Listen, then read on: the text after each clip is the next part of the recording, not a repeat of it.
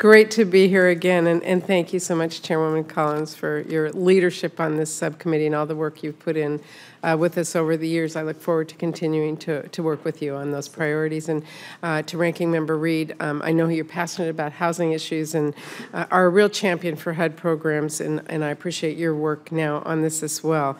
Increasing access to safe, affordable housing in thriving communities is really essential in expanding middle-class security to more families. You know, there are a number of housing priorities that have either already been discussed, I know, or will be: CDBG, home, rental assistance, demonstration, and the Moving to Work program is especially important in my home state of Washington, which has really used the flexibility it provides to pursue innovations that are really making a difference. So, Secretary Castro, great to see you here today, and I do want to emphasize that as the department considers moving to work contracts, it really is essential that they retain that ability to provide those critical wraparound services. So I'll just start with that. But I do have a number of questions. I wanted to ask about HUD-VASH and sequestration.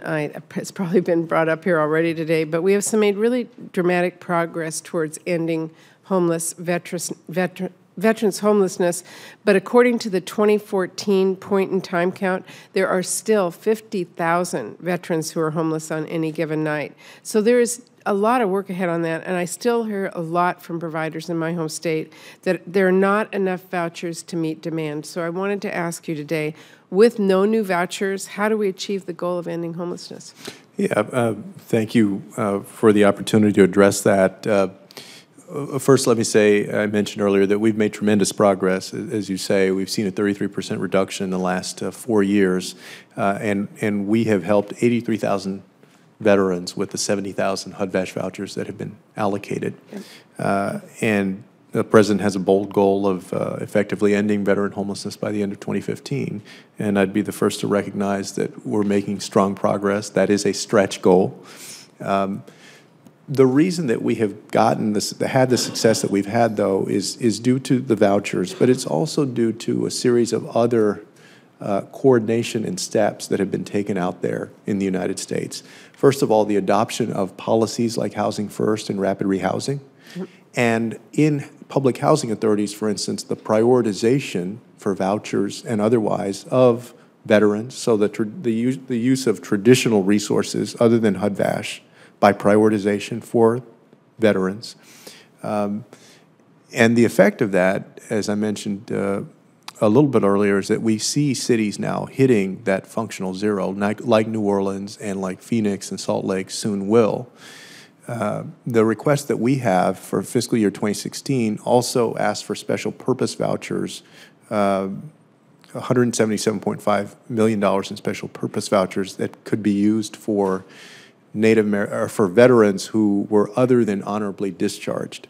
And as Chairwoman Collins brought up, there are, I think, we look forward to working with the committee on how those would be allocated. But we recognize that that the work is not done. Yeah. And well, I'm very worried about that and how sequestration is going to impact our veterans too. So I'll be talking with both our chair and ranking member and continue that with you.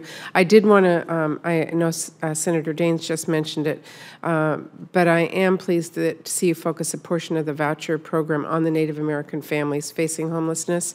But I wanted to ask you what steps you have taken to consult with the Native American community to make sure that it's most effective and culturally sensitive.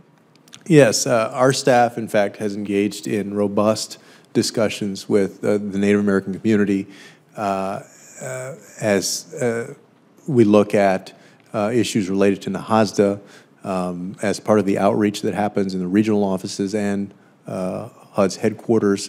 I also have had the opportunity to meet with different representatives of tribes and Native American organizations.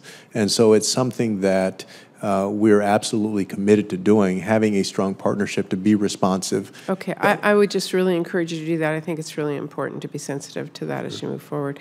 And I just have a few seconds left, but I wanted to commend you for requesting $37.5 million for vouchers to support victims of domestic violence, really important that they have safe housing. They cannot get out of a situation unless they have a place to be.